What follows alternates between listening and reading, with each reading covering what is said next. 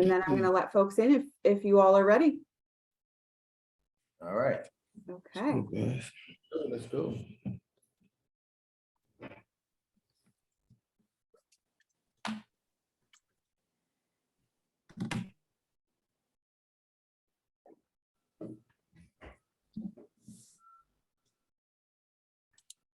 Good morning, everyone.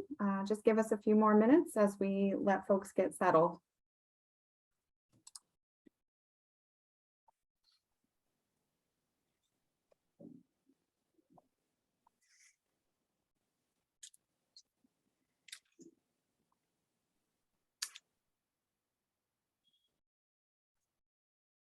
All right, I think we're good to go. So good morning, everyone. My name is Beth Scanlon. I'm the Member Engagement and Programs Manager here at CCM. Thank you all for joining us for today's Cares in Action webinar on best practices with Stratford's Police Community Engagement Program. Before we begin today, I am going to go over a few housekeeping items. First, as you can see, today's webinar is being recorded and will later be distributed to all attendees.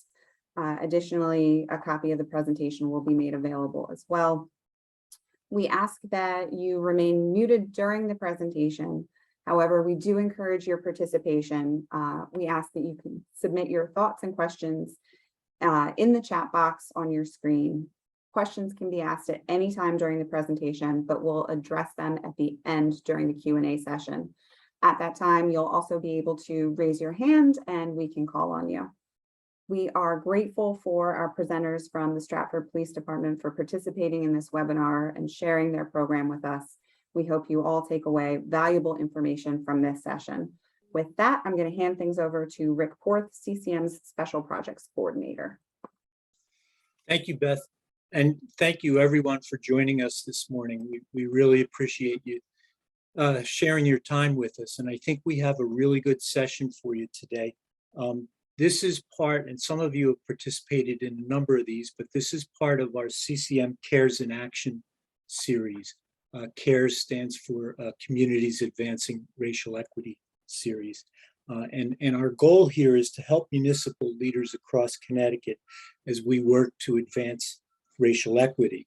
And we have 7 action steps that are laid out in a racial equity toolkit that CCM put together last year.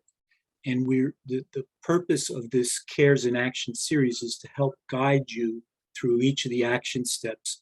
You can move at your own pace. The plan is to not only provide these regularly scheduled training sessions, but also to do peer roundtables, technical assistance, and best practice sharing, and other ways of supporting you in your racial equity work.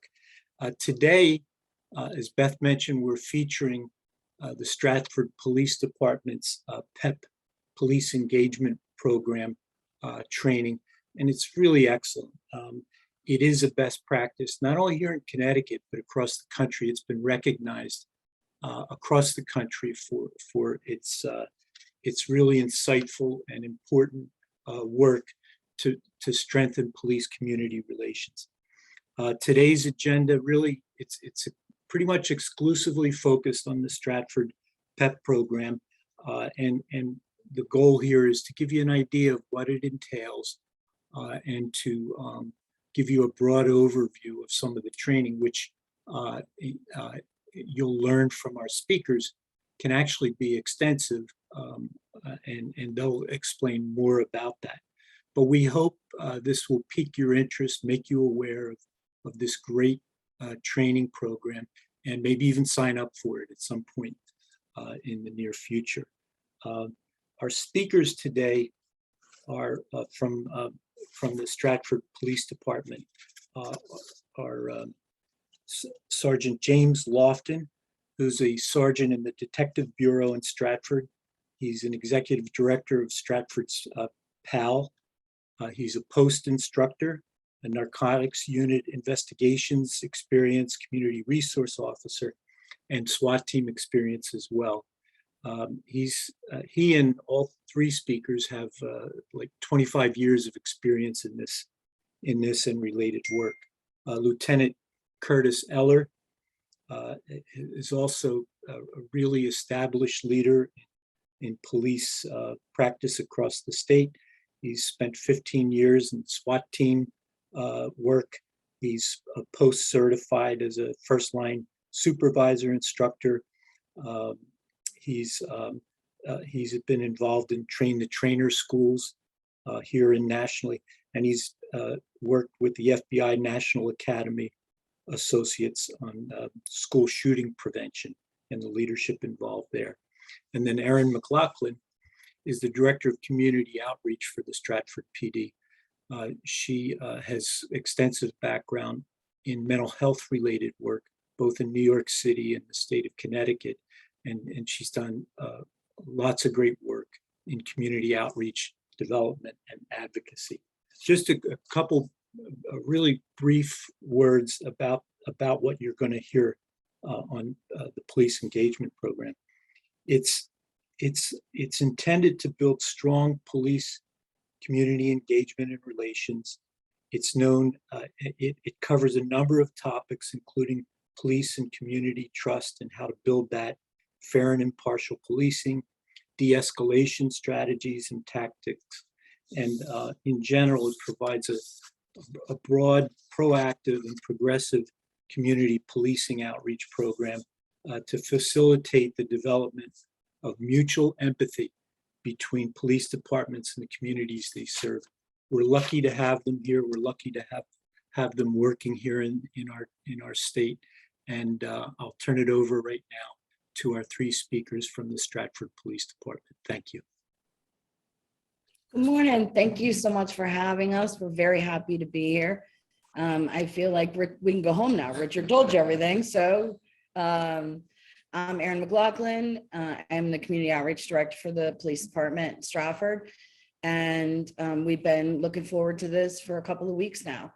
I want to introduce briefly my partners, Lieutenant Curtis Eller. Hello, I just want to say thank you, Mr. Port, for having us, and Beth for all the work you've done getting this together. Just add a little about, I am also the director of our school services and our PAL services, and we'll talk more about how we tie that together and how that's worked for us. But I'll pass it on to my partner, Sergeant Lofton. Good morning, everybody. Thank you again for having us. We are encouraged for this meeting this morning, and we look forward to developing more partners and partnerships throughout our community. So thank you for having us. So as Mr. Porth mentioned, PEP it's hard for me to know what's going on behind us. Thank you. Sorry about that. We're still trying to work out the little kinks here. We have been doing PEP throughout the country. We started here in our hometown, where we were able to implement different programs, initially small things to find different ways to engage. The program grew, but it's a scenario-based training that we use with officers and civilians in the hope of creating and fostering empathy between the two groups. So what we hope to do is try to take you through an overview of what we've done and how we were able to accomplish it.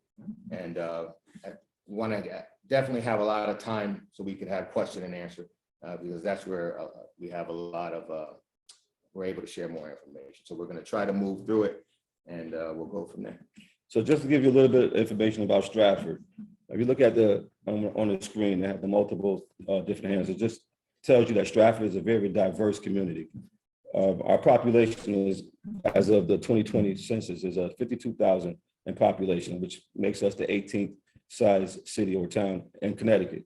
So, and we pride ourselves in developing different programs that would touch on different diversity groups in our community. So that's one of the things that we try to pride ourselves on, as many programs as we can, to get to learn as many different people as possible and get to learn our youth at an early age and get the opportunity to learn their parents and meet their parents. So you're going to hear us talk about the different programs that we have throughout, but our goal and our mission basically is to reach as many at an early age as possible. That starts our networking and our partnership and our community-based policing.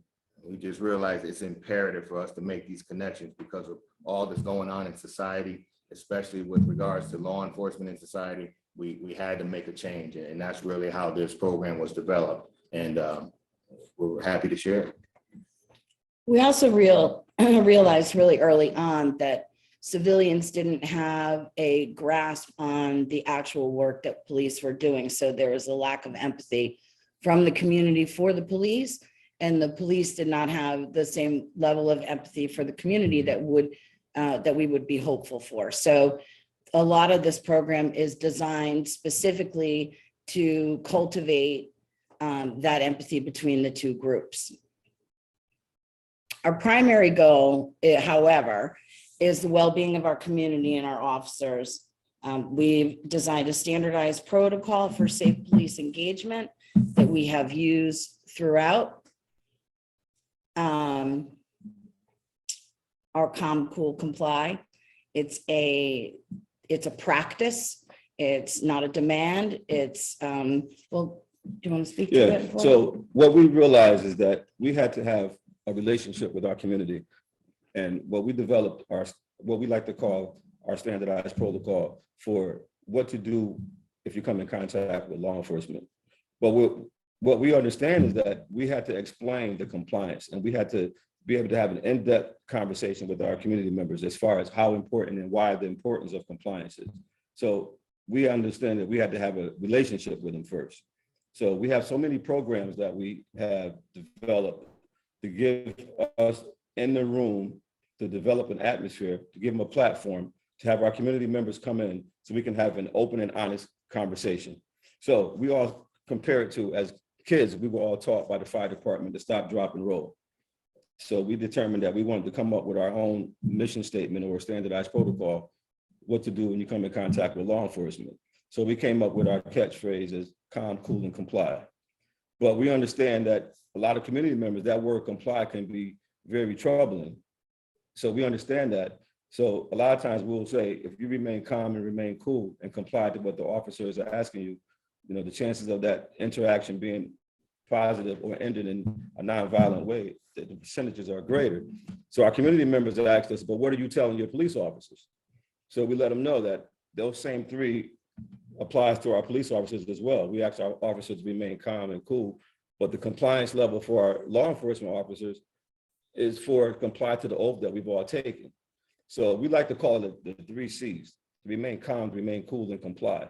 The compliance for the officers to remain compliance of our oath that we've all taken, and community members, we're asking them to comply to what the officer is asking.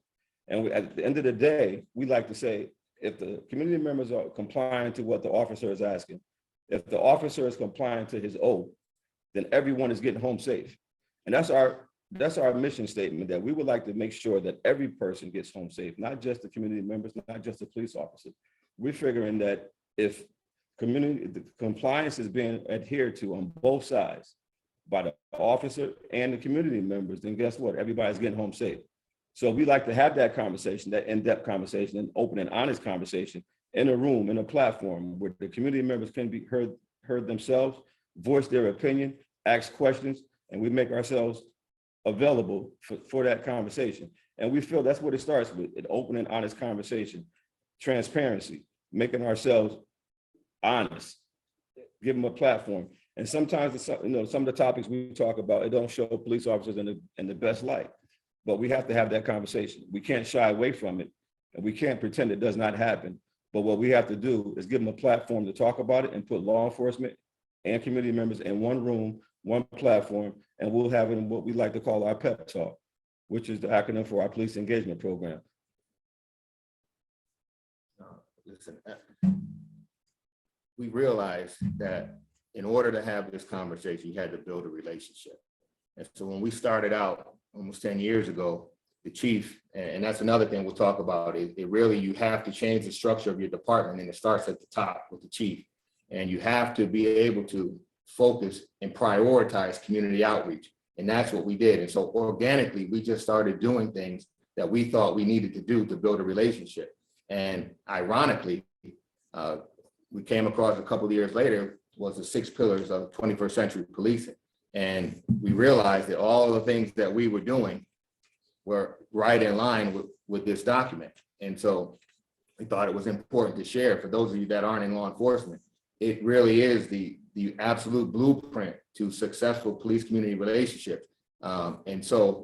But it takes effort, it takes resources, it takes personnel, it takes staffing.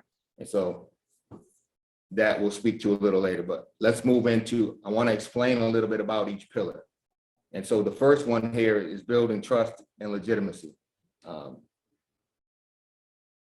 What we realize is that the community is not going to trust us if we're just an occupying force. If they feel that we're just coming in and we're kicking down doors and we don't care anything about them, there's not going to be trust there. So developing that and understanding that, and that's one of the things we learned from Ferguson. And we talk about these critical points in policing. I think Ferguson was probably one of them, and we know George Floyd was the other. But at that point, we realized from that Department of Justice report that we learned quite a bit from that. And so taking these steps and building and creating these programs is how we built our trust. Policy and oversight. And so we realize policies must reflect community values. So what we've done is connect with our community groups. So we have a group in our town called Citizens Addressing Racial Equity. And so we make sure that we're a part of every meeting there. So if there is an issue, we can address it and it doesn't fester. So technology and social media. One of the things that we're not very good at, or haven't been very good at, excuse me, in law enforcement is promoting the good things that we're doing. And it's important for us to do that. So we're getting better at getting on social media and promoting some of the good things. Community policing and crime reduction. Community policing emphasizes working with the neighborhood and the residents to co-produce public safety. So again, working with our community groups to achieve the same goal. Training and education. Training and education has to happen on both sides. And we talked about our pep talks and the importance of getting down and sitting in the room with our community, also training our officers. But the other thing we need to talk about is the expense of that. There is a cost to that. Every January 15th, the budgets really get looked at because that's halfway through the fiscal year. So it's important to talk about that and how we were able to manage it. And officer wellness and safety. So just to get back a little bit on the building the trust.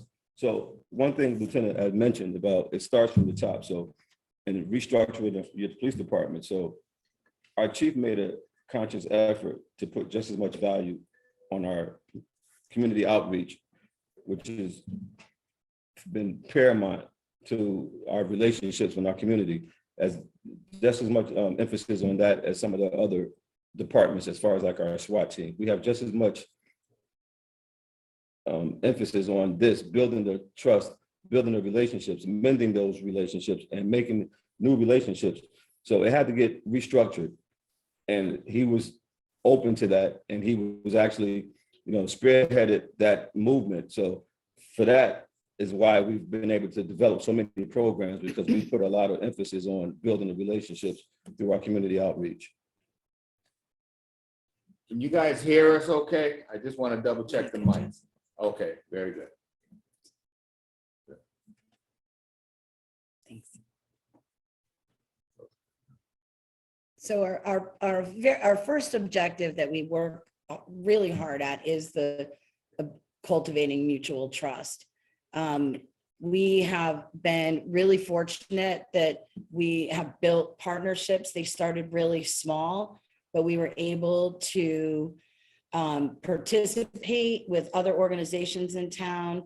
And they were kind of a gateway for us to get into rooms with people that we normally didn't have access to, or people who just generally didn't want anything to do with the police. It took a long time for us to get to a point where they would even entertain having conversations with us. We knew too, early on, we started doing a program. The very first program that we did was one called Every Cop in Front of Every Kid. We did in conjunction with the Board of Ed. And within the first, 45 minutes of our first day of doing it, we were in a third grade class, and the officer that was with me, we walked in and one of the kids had a full meltdown and ran and hid in the closet. And when I went in to talk to him, I was like, buddy, what is going on? He said, my mother told me if I see the police, I'm supposed to run.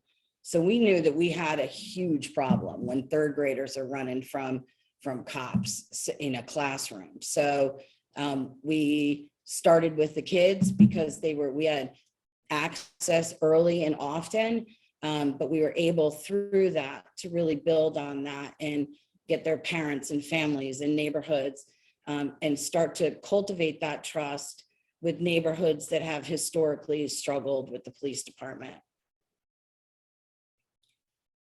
One of our primary ways of doing that has been through fostering collaboration. So we have been fortunate that we have great partners in town where they have, obviously, we can't finance all of these programs on our own. And this is a way for us to put officers in programs that, for instance, we have a gardening program that we run with an officer in one of our education programs. And the education program is an extension program for developmentally disabled adults from 18 to 24. And it was a way for them to garden and get to know the police. We ended up giving, I don't know, 2,500 pounds of produce over the course of the past 5 years to different food pantries.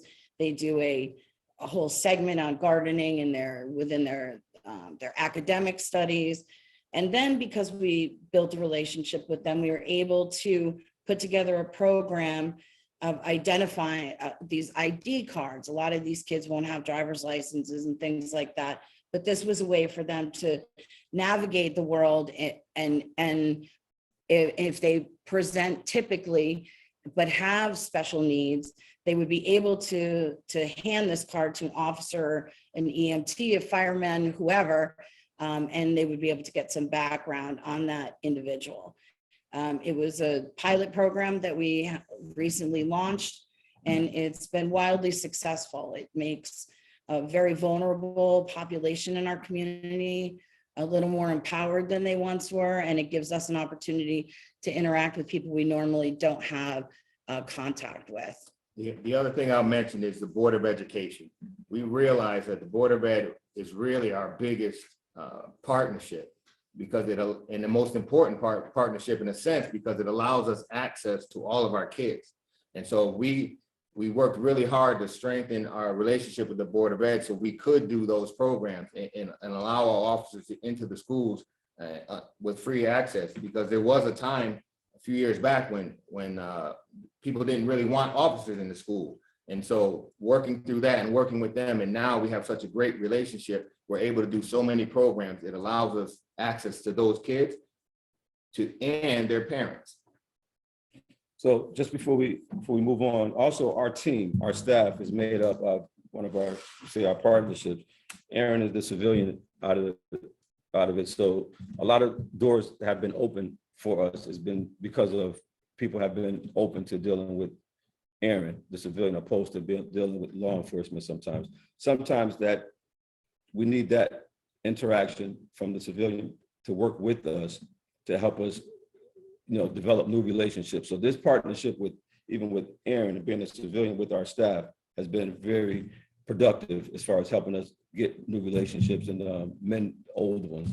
Yeah, absolutely. So just to add to that, although we made great strides early on there, and even still today, there are still some people that have a resentment, or there is a barrier that they put up when they see that badge of law enforcement. And so it has made it difficult. Erin, being as a civilian, has allowed us sometimes to get past that and then get them to trust us. And then we've developed the relationship that way. It's been very helpful for us to have a civilian partner working with us. Is Joe McNeil on this call? I want to make sure he heard that.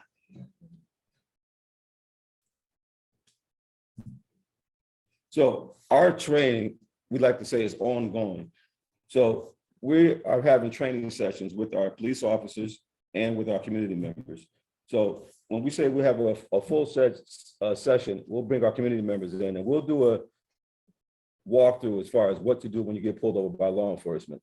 And we'll do mock motor vehicle stops, or we'll do some role playing as far as within our community members with our sessions.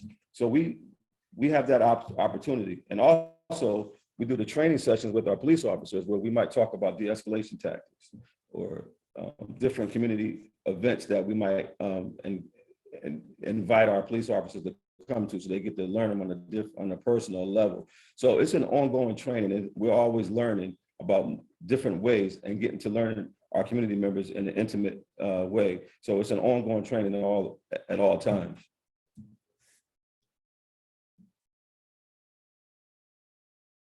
So you see it on the screen here. This is one of our sessions that we had here at our police department. And this is a community group that was actually one of our faith groups that we were able to do a full-fledged, meaning we did classroom work, and we'll go over some high-profile cases that we like to call our case studies.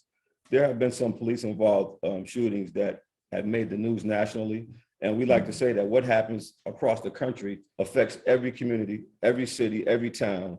What happens nationally affects us all in our police departments. So we do a classroom section, and we'll talk about some of the high-profile cases, and then we'll go out and we'll do mock motor vehicle stops. So what you see here is at the end of one of our sessions here, one of our faith groups, and we like to say at the end of the day, we have built new relationships. We were able to give out numbers, email addresses to make each one of these members feel that they have a police officer that they can reach out to, they can contact if they have an issue, and that's what it's all about. Mending old relationships, making new ones. So, and this one here, this is just one of many. We've had successful sessions throughout our community and throughout other communities, and the end result is to create new relationships. So one thing we talk a lot about during our sessions and our conversations is perspectives and explaining different perspectives to people. But what we realize is that the community really doesn't have any concept of what it is to be an officer. And what we also realize, a lot of officers don't have any concept of what it really is like to be a civilian, let alone a civilian of color. And so it's every time we do a conversation or a training, we learn something and we take something and we pass it forward. And so when we do our police trainings, as you see here in our classrooms, we share what we've learned from the community, not only in Connecticut, but in California. When we do our community sessions, we share with the community what our officers know and feel and want to express to the community that maybe they just have not had the opportunity to do. And so it's very important, that back and forth. And our ultimate goal, and which we've been able to do quite a few times, is have the officers and the police in the room together. And that's powerful. One component of the training that has been really the most profound is we do shoot, don't shoot scenarios. It's a projection, and I don't do this, they put civilians through a scenario, and they make a life or death decision in a split second. And it really, I did it, and it has an immediate effect on your perception and what that feels like. As soon as it's over, they'll ask you, how do you feel? And the person, like, my heart is pounding, my hands are sweating, I'm on the verge of a panic attack. And then they say, okay, you're here in a classroom, it's not 2 a.m, you're not at a car stop, you're not by yourself. So being able to use training as a tool to cultivate that empathy has really been transformative for us as in the department and in the community. It moves us right into improving relations. It really has improved relationships, because you can't unknow that. You can't not know what the struggle of an officer is or the struggle of a civilian after it's been articulated to you. So we have this picture that we have that is from one of our backyard events. And this was, you want to explain it? So at the end of, this is one of our mock motor vehicle stops. And in the photo here, you see a community member from one of the faith groups, along with one of our detectives. And this is what we strive to have at the end of our sessions. This is a community member hugging our detective, and it ended in a positive interaction here. It was one of those shoot, don't shoot situations, and this faith group member got a chance to walk in the shoes of a police officer. So it was eye-opening, and this right here improved the relations with our community, as a result. So this is one of the pictures that we'd like to show, because this is what our ultimate goal is, to have this outcome. And you can't tell because you don't have the full story, but this individual that came in, we joke about it because we felt like his grandmother pulled him in by his ear, because his body language, you could tell he was very reluctant to be in this setting with us at the police department in the beginning. But by the end of the conversation in the classroom, and by the end of the scenarios we were doing outside, he was we created a new friend, and we captured that picture to hopefully we could kind of tell you that story, but it was a complete 180, and it was a powerful situation. So we also know that by improving relationships within the community and building all of these different partnerships, that de-escalation, that the familiarity in general reduces the need to escalate. Would you like to speak to that? Yes, so we like to talk about de-escalation. One of the topics that we actually train to is de-escalation. And we'll talk about familiarity. If you are familiar with the person, like for instance, myself, Lieutenant Eller, we coach a lot of different teams, a lot of different topics, a lot of different sports here in the town. So this picture here illustrates some of our ideas and some of the youth that we are in contact with. So we like to say, we try to get to them early as possible with a lot of different programs. So I look at this picture here and we'll say, in the future, if we come in contact with one of these gentlemen and one of these youth or a parent that we might have met, and if that person knows us on a personal level, when we're not officer, but we might be a coach, we might be a mentor, we might be a Mr. or Mrs. opposed to officer, sergeant, lieutenant. So we say, if you're dealing in that element, is that person going to run away from me if I'm dealing with them?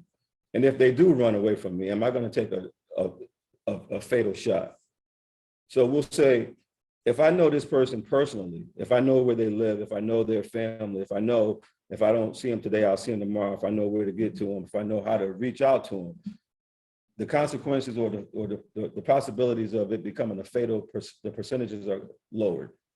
And that's what we try to do. We try to learn as many people, get as many officers involved in as many programs as possible. And that organically starts the de-escalation process on contact, because you're starting to get familiar with that person. So if this person is running away from me, number one, you ask, will they even run from me if they're familiar with me? Number two, if they do, am I going to take that fatal shot? So these are questions that we like to talk about, and we try to cut down the percentages of those things happening.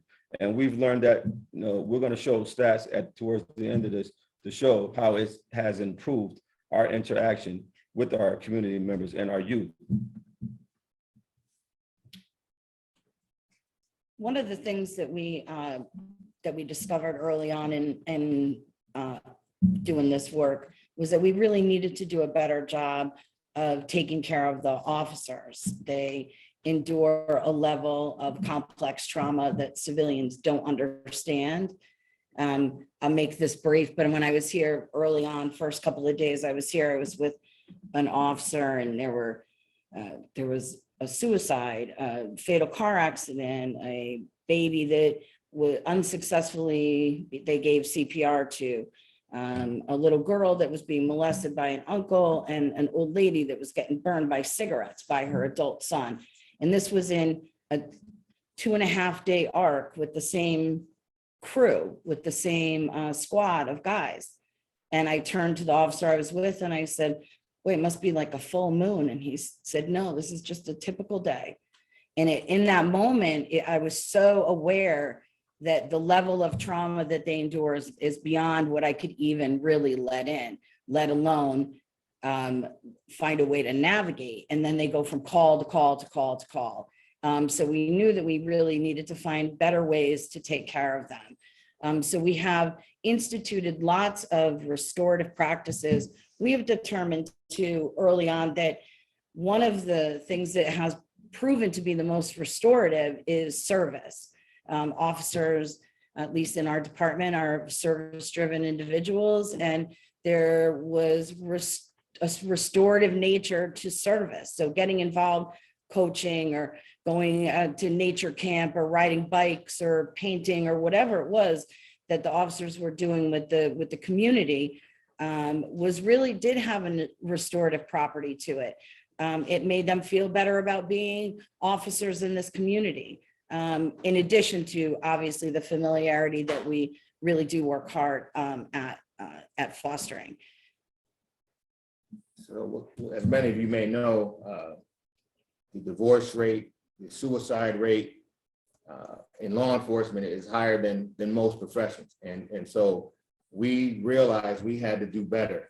And so in this, what we do, we've taken everything community service related, as well as the wellness of our officers, and made that a priority. And we try to do things like this because it's important. If the officer's not feeling well, he's not going to perform well. And so it makes a difference in the community as well.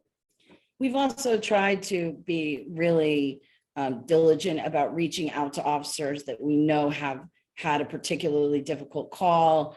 We try to really be mindful of the kind of things that they're dealing with at home, in addition to the complex trauma that they deal with at work. We try to do things in the department that are fun and, we may take a little bit of, well, especially during the COVID years. Yeah. I mean, we were here every day and we were seeing horrible things and dealing with it, and then still having to go home and deal with our own family issues. So we were, very aware of that. And we tried to really reach out and help our officers the best we can. And I think from feedback we get in many different ways, it's been really well received and really appreciated. Yeah, it has. Absolutely.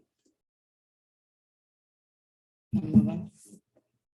So we outlined our objectives to cultivate mutual trust, foster collaboration, provide ongoing training, improve relationships in our community and in our department, instill the best de-escalation practices, and provide restorative practices and officer wellness. These are just some highlight pictures of some of the ways in which we do that. We're really proud of our programs. We are really, we're in a lot of these pictures because we really are involved in as much as we can possibly be involved in. We know, so some of the kids in these pictures are in college. Some of them are, some of them are cops. Now that I think about it. No, it really is important. We do now have current officers that came up through our PAL and our programs and our cadet program and explorers that are now current officers and are tremendous officers in this department. So it really makes a difference. I mean, we talk about the programs. This is just a glimpse of the many programs. We're constantly reaching out to our officers for them to create and brainstorm and come up with ideas that we can engage the community. We know everybody's not a football player or a basketball player.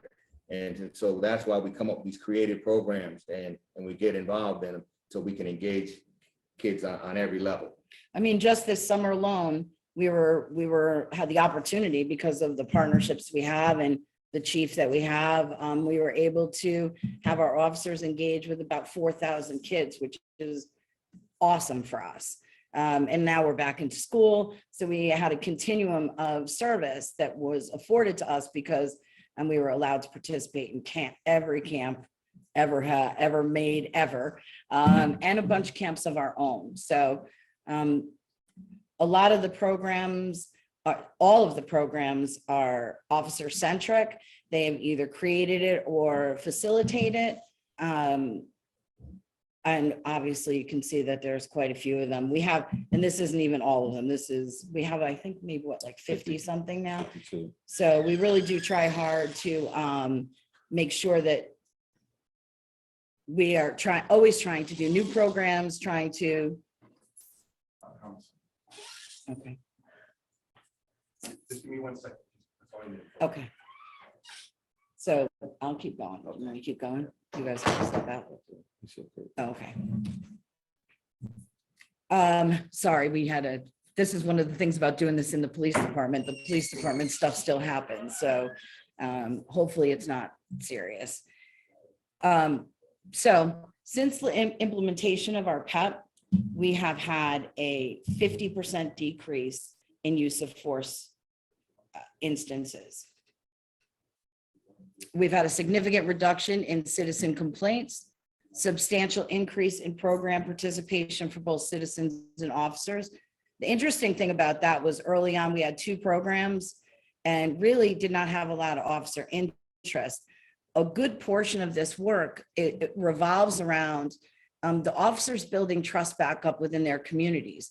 When the most dangerous interaction an officer has is at a pullover, when you've pulled a motor vehicle stop, you know that as an officer, that's the most dangerous encounter you have.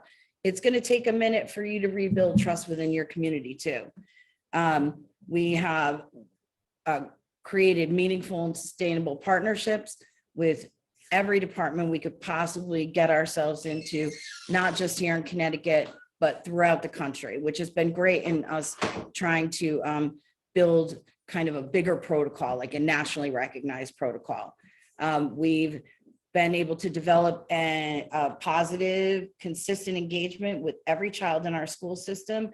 And as a result, their families, which is approximately 20,000 people in the course of a year. Officers, this was really important to us too. The officers, as a result of participating, felt more appreciated in their community and experienced better and more positive interactions with civilians. They also stated that their participation in community programs made them better officers and provided them much needed restorative opportunities. Civilians communicated an improved sense of trust and connection with officers and a better understanding of the depth and breadth of their actual law enforcement responsibilities. Both civilians and officers articulated a broadened perspective, a genuine empathy for one another, and an increased awareness of the role diversity, equity, and inclusion play in a healthy citizen police engagement. Now, we often get asked, how do we know, or do we feel like what we're doing and what we have created is making a difference? So we just go to our numbers and we just say, since the implementation of our police engagement program, our numbers have been in a decline. So this graph here just shows us from 2019 to, we're still updating 2022, but our decreased numbers are for use of force has been in a decline since 2019, and we're continuing to go down. So we like to think that it's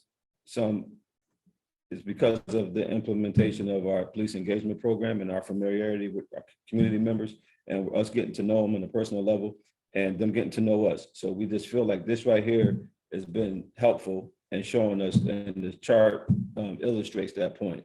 Yeah, 57% is a significant decrease. Yeah, the other part is important. The citizens' complaints are down as well. And so that's huge. And so now the other thing that's been great is just the climate of the town, from what we try to gather through surveys and through conversation, and the climate within our police department has just been better since our implementation and the work we've been doing. So we offer other workshops beyond our police engagement program or a post-certified workshop. So we do offer some breakout workshops that cover post-certified areas of instruction on creating partnerships, mental health and well-being. One program that we run is on life after policing, trying to find ways for police to acclimate back into civilian life successfully. We have one about bridging the gap between civilians and officers and building good partnerships with them, and recognizing implicit biases. So what you see there, if you see the police engagement program, that's really the full scope. That's really one of our full day workshops. It really takes time to get into a conversation and go as deep as we go. And the back and forth. And then that's one of the things that's different about what we do.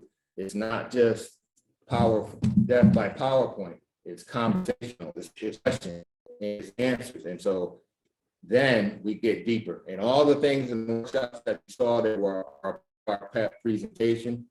And then we have breakout workshops that go deeper into each section.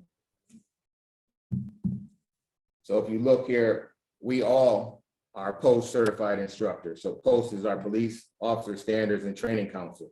And so it's important to know that for your police departments, when you do these trainings, the officers, we're required to get recertified every 3 years, and you need certain course credits. And so it's important for towns and cities to know that going through this training, these officers will get course credits. And as you can see there, we can show them the first one. De-escalation is one of our certifications. Police in the public, cultural awareness and diversity, and implicit bias are some of the areas of instruction that we cover.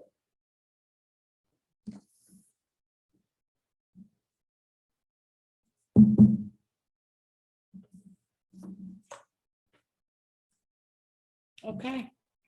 So I think that's yeah, our allotted we time. tried to get through that as quickly as we could. We really wanted to open it up for questions and have time for that so we can get into it. Also, it's on the screen. We try to make our engagement consistent. So we try to meet with our community and have these pep talks at least quarterly. And so we're gonna have one again coming up October 8th.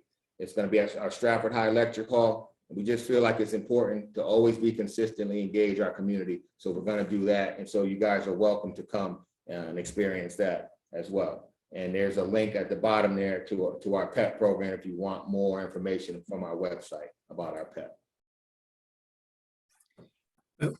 Thank you all for that great presentation, and thank you especially for the tremendous work you're doing to help build strong police community relations. And we have some time now for question and answer, and we encourage any of you to either put a question in the chat box or to raise your hand virtually, and we can call on you to ask your question. It's also an opportunity to share your own thoughts or some of the things you're doing in your own city or town to promote stronger police community relations. So all are welcome to chip in by chat box or by raising your hand. I know one of the early chats was the talk about the picture you took at the end of your community training day. The idea, what a good idea that is, that people can take away a reminder of what you did together that day, and hold on to it as a reminder of what you were able to do together. Do you have other ways to try to make it stick with your community when you do these trainings?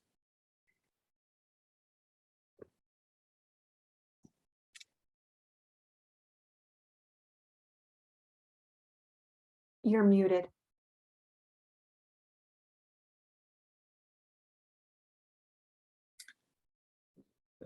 Lieutenant, I think yours is muted.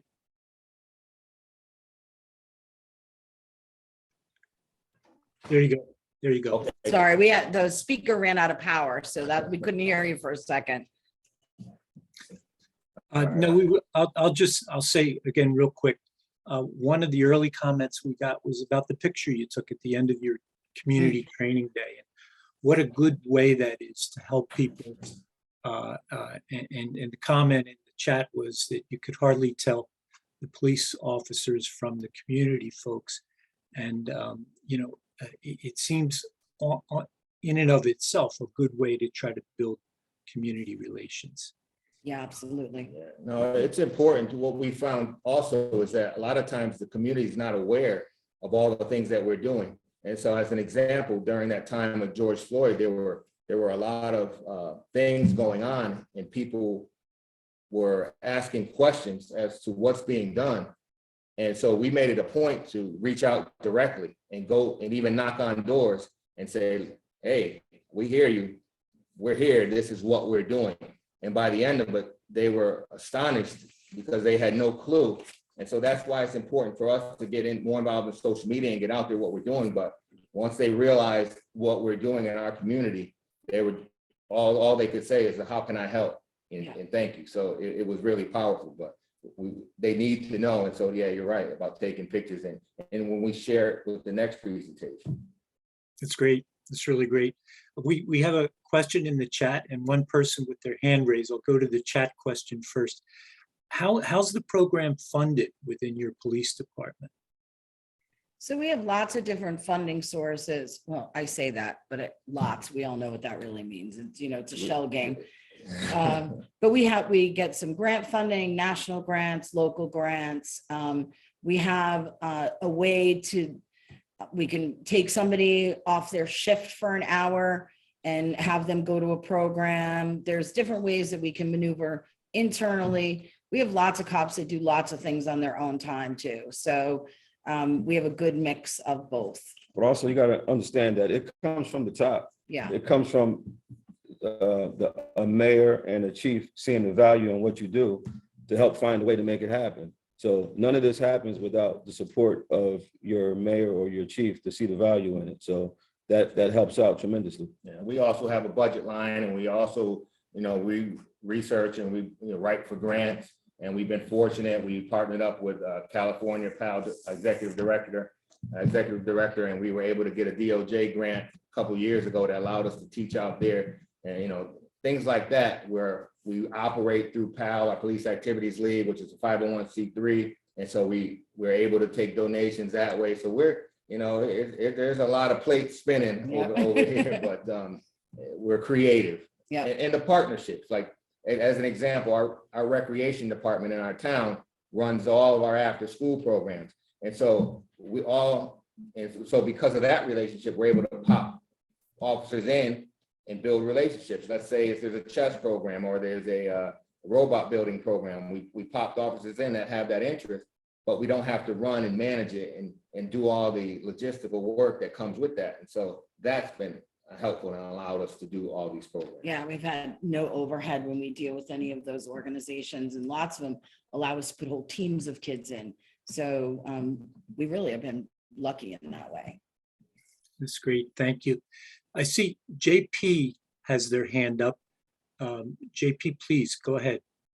Thank you, Richard. My name is JP Trzynski. I'm the dispatch director for the town of Stratford. So obviously I'm biased, but I want to just give a shout out to Lieutenant Eller, Erin, and Sergeant Lofton.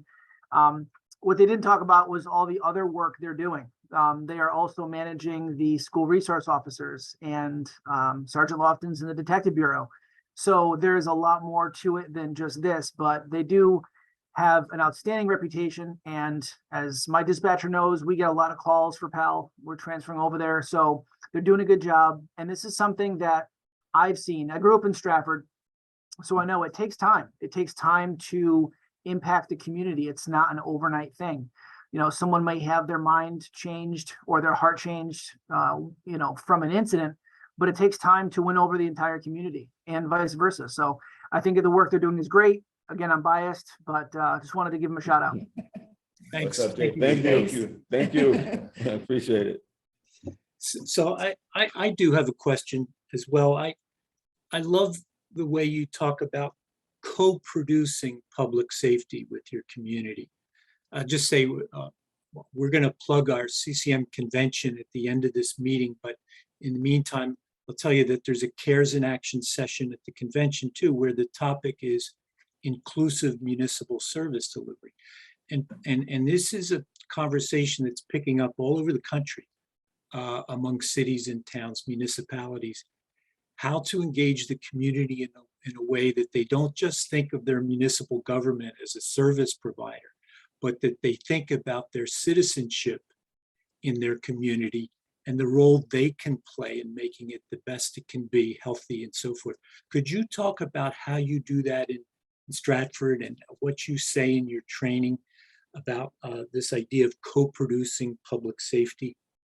So it's partnerships, first and foremost. And the one that first comes to mind is our citizens addressing racial equity. That group was developed out of an incident that happened in our town, that there was some racial tension that came from that. And so that was 15 years ago. 20, 20. probably, yeah. You know, and so, but we work directly with them. It's our priority to be at their monthly meeting and work. And we talk about the things that are going on in our town, in our society. And if there's any issues, and how can we work together to fix them? And that goes for everything. Policies that are coming out, explaining the policies, explaining the procedures. Okay, well, they want to know about body cams. What's our procedure for that? It just sometimes it just takes conversation and explanation, but working together to come up with these ways. Like even if you say we have a problem, say we have a drug problem in a certain area of town, we work with our community to figure out how we're going to try to address it. Yeah, just to elaborate on that, we try to take the us against them mentality out of it, and we look at it as a we. In the community, we all one, and getting us all in one room to have intimate, open conversations helps that, and being transparent when things do happen. What we like to say is that we try to build relationships when things are calm and cool that helps us get compliance when things happen. So it's always an ongoing thing, one thing after another, but it's an ongoing, as JP has said, it doesn't happen overnight, but if you keep striving and if you keep making yourself available, you know, it's not just a once a year thing, it's an ongoing thing throughout the year. You always keep something going. It helps you move in the right direction. Key for us has been consistent engagement. I think one of the things too that's different is that we changed our recruitment practices too. So we recruit in our own community really pretty vigorously. We know also the value of having the demographic of the department match the demographic of our town. So we work hard to recruit minorities and women. And as a result, we really do have a very balanced department. That's great. That's great. Hey, we have a question in the chat from Elaine, and I'll paraphrase it, but it's a really interesting one. Do you have any data or documentation of how your intervention with young people might help them to avoid potential mental health or addiction issues later in their lives? Are there examples of how your engagement with them early on might help with some of that? So we've been doing this program around 10 years. So anything that we have up till now has been anecdotal. We interestingly are starting a partnership with Quinnipiac University, and they're going to take on some surveying and some studies so that we can wrap more numbers around certain things. We know anecdotally that our involvement with the kids that we have identified as being at risk early on through now have been wildly successful. We've been able to get them through programs, through college, through all kinds of challenges that they would not have normally been successful at. We do know that. We honestly have never sat back to calculate those things because we're on to the next family and on to the next kid.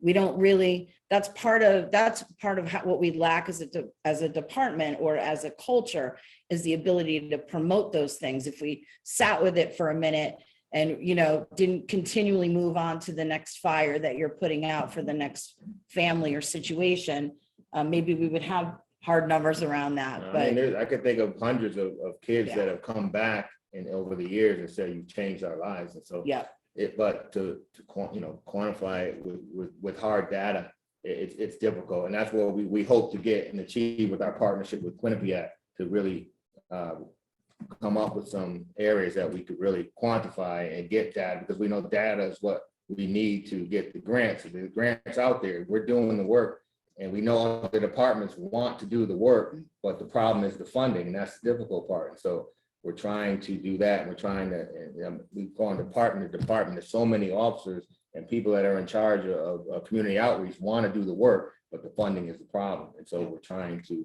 it's just a lot, it's hard to do it all, you know. Got it, got it. Here's a question. You talked about your training work on de-escalation strategies. That's a really hot issue all across the country right now. Without going into all the detail you would in a typical training that you do, can you give us some of the high points or some of the key issues related to your de-escalation training? So it's quite a training, but it's really a practice. And that's really what we try to enforce, is that it's an ongoing practice so that it's not incident related. It's who you are as an officer. Would you like to speak to it? Yeah, and so there's parts to it, you know, there's perspective, and we touched on it during the presentation. It's so important to understand what's shaping somebody, what may have been impacting them or molding their view of something. And so you have to talk about that. And then you have to talk about, you know, historical traumas. There are families that don't like police because they've been treated poorly in the past. And maybe even that was a generation, or maybe it was 2 generations ago. But sometimes these feelings get passed down generation to generation.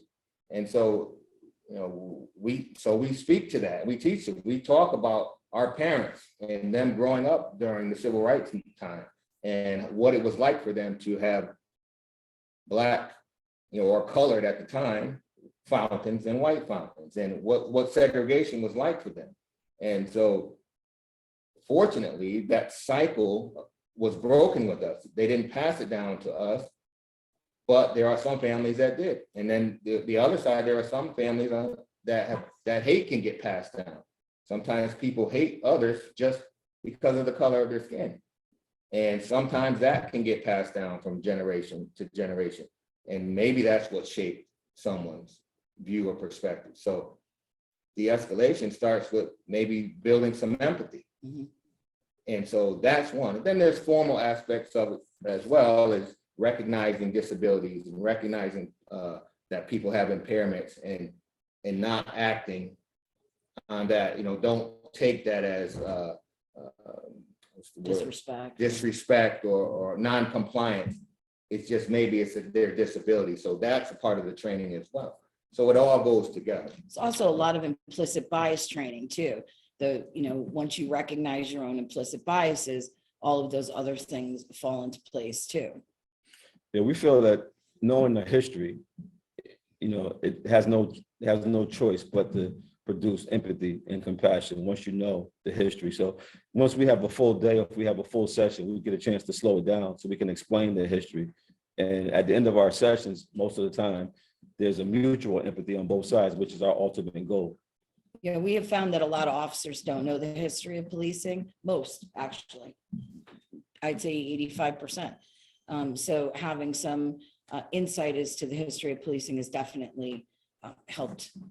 So part of our full training, we do go and discuss some of that history and how it could potentially shape someone. Fascinating. We have a question in the chat from Thomas DeVivo. Does Stratford have a citizen review board? And if you do, how does the police community engagement program work with them? So we don't have a citizen review board, but like I mentioned earlier, we're constantly engaged. And so we got a lot of critics. In a sense, we do. Yeah. And we any issue that comes up at our care meetings or at our community meetings, at our PEP presentations, at our school meetings, because we're involved with the schools. And that's another thing. I'm in charge of the SROs and getting the community and the schools to understand the mindset that we go into policing in the schools. It's a caretaker mindset. It's a protector mindset. It's not the warrior mindset. And we understand restorative justice and restorative practices, and we practice it and we do it. And so getting people to know where we're coming from, that's important as well. So we're in the schools and we're involved and we're doing programs, and our SROs run our programs, our after school programs and our summer programs. So there's constant engagement. So it all works together. But it really is a shift in the dynamic of your department to focus on that. But it's all tied together. So we get in front, to answer the question, we get in front any citizen complaint or any issues. And there really hasn't been a need for a review board because we're constantly involved. Yeah, we feel like all the citizens are equally, weighed in, and Yeah. we have 52,000 And, people on our I citizens. mean, we've board. had hundreds of conversations, and every time we're there, we leave our cards. You have Erin's card, you have Sergeant Lofton, you have Lieutenant Eller, Officer Diaz, Officer Sharnick. You have our card, our information. If there's a problem, we want you to call us, because we let the community know if there's something that's done that's improper, it's a poor reflection on us, and we don't want that either. And we're going to deal with it, and we'll take them through the process of dealing with it. So I think we're ahead of it. That's why I don't think it's gotten to that point for us. But if we have it, we have it. We work with them. It's all about partnerships. And also, we feel a lot of it is about giving the community a voice, being able to have a platform to discuss what their issues are. Sometimes it could be a miscommunication, or sometimes we can answer a lot of questions on some of our sessions. As far as, when we pull somebody over, the cop asks me for my license. I don't have to give him my license. So yes, you do. No, I don't. Yes, you do. No, I don't. So some of these topics we talk about in our sessions, that we can, get to the bottom of it. And sometimes it's a misunderstanding, or it's a lack of education as far as what you are entitled to do and what the law states you should do. Thank you. Thanks. A couple more questions. You talked about restorative practices and officer wellness. If I'm honest, that the first time I heard about that concept was just a few weeks ago, when our speaker from the Department of Justice Community Relations Service talked about looking out for public safety personnel too, as a strategy to promote good community police relations. And of course, it's a tough job. You did talk about some of the things you do: service opportunities, coaching, housing fix-up events and things like that. Can you spend a minute or two more talking about how that plays into the general operation of the Stratford PD when it comes to policing? So I can speak to some of that. Yep. One of the things that we did was, aside from having officers create and participate in programs, because that was all external stuff, we knew that we had to do a lot of in-house stuff to support officers in the culture that in the building.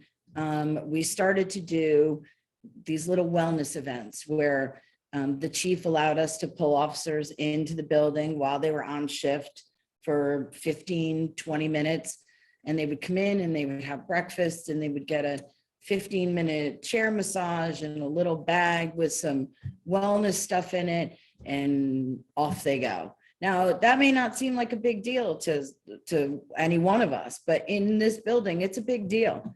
Having officers participate in programs is a story that we heard recently. Is that one of the officers that worked at the summer camps was doing a road job, and a kid and his mom drove by and saw him on the road job and went home, and the kid made him a peanut butter and jelly sandwich and brought it back to him, because as a, hey, we're pals now, look, I brought you lunch. And that may seem like a really small gesture, but when you endure what they do on a daily basis and the resistance from civilians in general, we've made huge strides here in our own community. But that doesn't mean cops have a history of hurt too. And so, and they have good reason to be apprehensive in the public. So to have that kind of an interaction, as small as that may seem, has long-lasting restorative properties for an officer. And also, each one of us, we went to a training for peer counselor support, and it helps us identify and how to deal with a person who might be dealing with a high traumatic situation. So if we identify that, we'll pull them aside and we'll have a conversation with them, and we'll just to let them know that we're here for the support, and if need be, we'll talk to the chief about maybe getting them reassigned for a while or something, just to make sure that their mindset is in the right place. So we went to that training just so we can help to identify that as well. We've done a lot of intentional learning too about resolving trauma and so that we could try and help our officers there.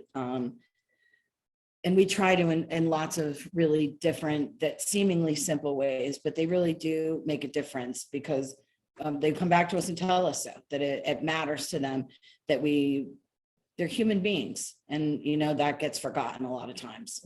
So we've been looking out and listening for when we hear a critical incident or a traumatic incident that an officer's gone to, we try, when feasible, to pull them off the road and just check their temperature, make sure, see if they're all right, or follow up with them the next day, see if there's anything we can do. If you go to a 13-year-old that's died or was killed in an accident, and then you're going home to a 13-year-old, that can be tough. So we're working, we understand that, and we've taken all that under our umbrella and tried to focus on it, because we realized when you're in the police department, you're in traffic, or you're in the patrol, or you're in the detective division, or you're in the records division, you're so hyper focused on that area, it's hard for you to see outside of it. So we really made it a point to kind of see things from a broader perspective in this division and look at that and try to help each other. Because it's tough. We're humans, and if you don't deal with it, it can end up in other things. And so that's why we're trying to write policy so it's our practice, but we hope that it could not only be policy here, but be policy across the state to get officers off the road and give them time to process and heal and give them a break. So these are things that we talk about and think about. We know that the health of our officers matters in our community, that the healthier and better that they are as officers, the healthier and better our community is. We know that. I really appreciate that. And Lieutenant, something that you just said about the fact that it's a practice. You hear this from time to time. Your work on restorative and wellness, officer wellness, it's not a program. It's baked into the way your police department operates. You're on the lookout for ways to reinforce and support your officers. And it seems like an obvious idea, but I'll bet you more of us could benefit with that kind of approach to policing. So thank you for that. I have two more quick questions, and I think we'll start to wrap up. One is, can we get your social handles so that we can share in the follow-up email? There have been other questions in the chat asking for you to appear at local events and things like that. And we'd love to be able to share your contact information for people that want to follow up with you. That's number one. We can get them from you later, or you can call them out right now if you'd like. He's going to Officer Diaz is going to type it in the chat so everybody has it. That's great. That's great. Absolutely. That's great. So my last question for you, I really hope that today we've spread the word significantly about your good work and about your PEP training. And I hope that other cities and towns will contact you about the training. Can you talk can you describe once more the types of trainings you do, length of time commitment and so forth, and how city and town leaders should contact you to sign up for that kind of training? Sure. Recently, we've worked with lots of other departments in the area. And normally what works best and what we find works best for the department is to have an event, have a meeting, a PEP program with officers from the department and stakeholders in the community, and do a 6-hour presentation and have lunch together and do the whole arc of the program. We have found that really is the most powerful. We know that some of the workshops that we teach are research for police officers, and those are in 2-hour increments or 4-hour increments. But the ones that we do that are really trying to heal communities and build these partnerships, the most successful ones really are the ones that we do with the officers and civilian stakeholders. We did one recently in a town that had been having historical issues, probably the past 5 or 6 years, a real disconnect in the community. And they had one and it went very, very well. And then 2 weeks later, they had an ice cream social that went really well. And it's, you know, it's small baby steps, but you got to start somewhere. And sometimes it just takes having another set of people navigate a conversation that's nearly impossible to have without somebody moderating it. So that's really been our most successful formula for the community police work that we do. Great. And also, just so you know, we're having our police engagement program session October the 8th at Stratford High. It's going to be in the lecture hall at 10 a.m. in the morning. So if anybody's interested in joining us here in Stratford, we'll be there on October the 8th. Great, thank you. Any other last advice or thoughts for our attendees, for the folks here this morning? I mean, for me, I just was really happy to share what we've done. I mean, we've done a lot of work over the years, and so, you know, we've learned a lot, and we've had ups and downs, and so there's lessons in all of that. And so being able to share with departments and with town managers and mayors and first selectmen and council and people on the legislative level, we're excited to do that because it's helpful for the entire community. And so just being able to share what we've done, how we've done it, and the successes that we've had, and maybe somebody can take something from that and apply it or use it in their community and make it better. So that's what I would always hope to come out of when we do a training or we have a meeting. So Yeah. hopefully that happens. And I would say with the climate of society today, there's a lot going on. There's a lot right now. You turn on the TV, you see, different politicians talking about different things. And I just like to say that this topic that we're talking about doesn't have a color. It doesn't have a political assignment to it. It doesn't matter if you're left wing, right wing. It's just that we have to get this right together. It's something that we all have to put our effort in. Each town, each city, each state, we all have to work hand in hand, to make this work. This law enforcement community thing, we can do it together. If you look at our logo, it's multicolored and it's done for a purpose. And the ultimate goal is to have that green growth. And we feel that law enforcement and society together, we can get to that green color with to have positive growth. So that's something that we can do together. Yep. Thank you. Thank you all so much for an excellent presentation. Lots of nice comments in the chat too. We really hope that we can continue to spread the word about your good work and the PEP training. I'm going to wrap up now, everybody. Again, saying thank you to our speakers and to Stratford and the police department in Stratford. Thank you very much. Absolutely. Thank you very much. Thanks for having us. Yeah. And there's more to come in our CCM's Cares in Action work.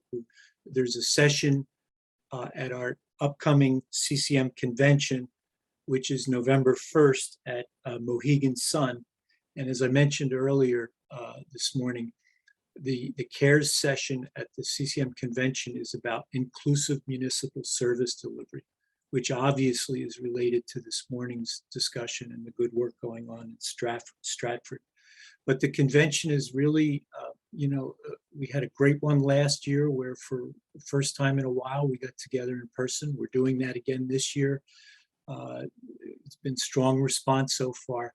We just learned earlier this week that the governor agreed to 2 gubernatorial debates, and one of them will take place at the CCM convention together with WTNH on the evening of November 1st. So one of the 2 debates for the gubernatorial election will take place at the CCM convention. In the meantime, we are so proud of the good work that's going on in a number of our cities and towns, and we want to share that with other people. So please, Let us know about your progress on racial equity work, whether it involves police or schools or municipal service delivery or purchasing or contracting or any of a range of different issues. And share it with us, and we'll make sure that other people know about your good work and recognize and celebrate it. You can contact me, Rick Porth, or Beth Scanlon with any questions about our racial equity toolkit, this guided cares in action process, or reporting any progress you're making in your cities and towns. So again, thank you for spending the time with us this morning. Great presentation by our Stratford colleagues, and I hope we'll see you again soon. Thanks, everybody. So thank you. Thank you.